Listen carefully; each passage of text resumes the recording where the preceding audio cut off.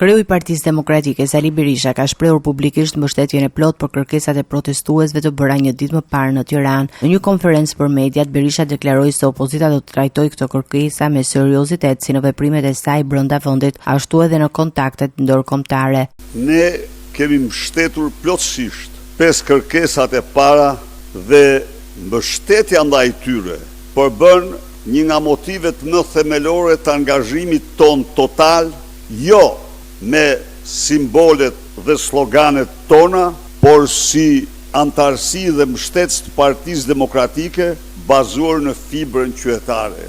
Kërkesat e paraqitura dje garantoi protestuesit se do të konsiderohen me seriozitetin më të madh si në aktivitetin ton direkt kombëtar, ashtu dhe aktivitetin ton ndërkombëtar. Berisha akuzoi gjithashtu qeverinë se po përdor mekanizma të mbikëqyrjes politike, konkretisht kamerat e projektit Smart City, për të monitoruar protestuesit. Nuk kemi një kamer robotike që survejon ditën e natë proteste, kryengritjen paqësore të qytetarëve dhe rinjisë shqiptare.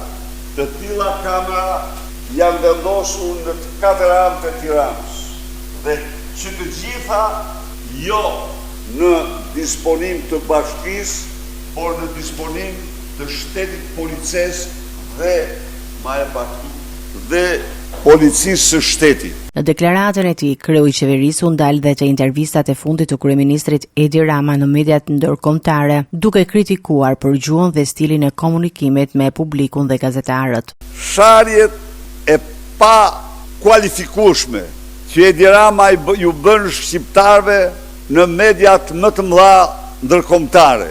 Ky ka dëshmuar urrëtitjen e pakufishme që ka ndaj qytetarëve shqiptar. Sharja e tij ishte shokuese për gazetarën dhe për audiencën e pranishme. Edi Rama nuk sillet si padrino, shumë më keq se padrino i Shqipërisë. Edi Rama ka konsideruar Shqipërinë një sultanat të kohërave të shkuara, në të cilin vetë ai bën sultanin, gjykatësin, policin dhe çdo funksion tjetër.